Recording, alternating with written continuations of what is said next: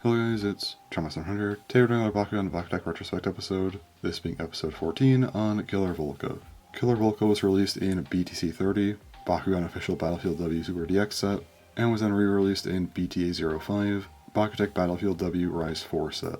It is an Aquas Bakugan, it has 590 Gs, and it was released in October of 2011. Taking a look at its ball form, it's molded in this sort of pearlescent blue plastic. Also has a ton of white detailing, which looks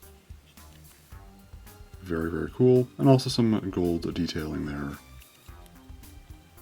as well.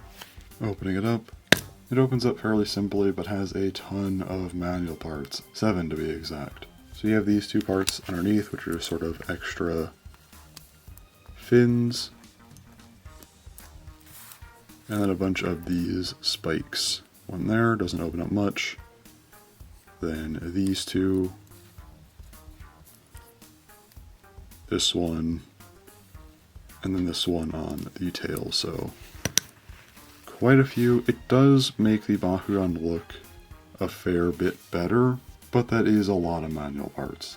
And then just taking a look at the open design here, has a pretty solid design, I would say.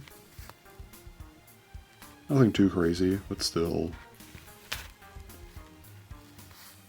pretty nice. So there it is.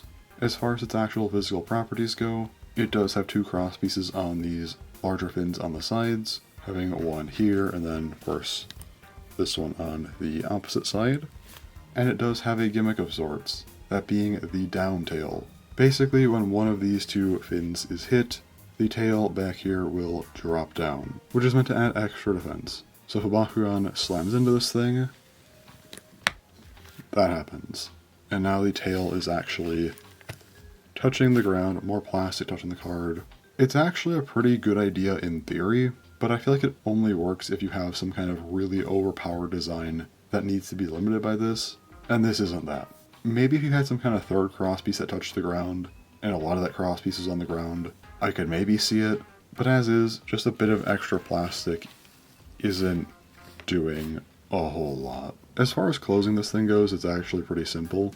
First you have to close all of the manual parts, which isn't too bad. These just go in, then these all just go down pretty simply, and then put the head in, put the tail up, and then these two parts just sort of fold in.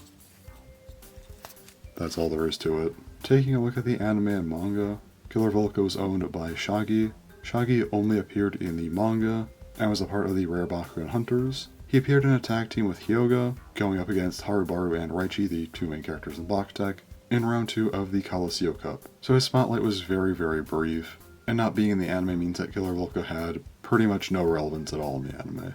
Now let's talk about the variants. There's only one this time, that being Killer Volca Kai. Killer Volca Kai was released as BTC 54 and had either 640 or 650 Gs. Also the two manual part fins are now metal. Now talking about competitive, this thing wasn't great. Upon release, the whole downtail thing wasn't really that good. You already had other defensive Bakugan out there like Keolanus or Gavleonicon that were just much better. And beyond that, it only had two cross pieces, so it doesn't have any crazy attack potential or anything like that either.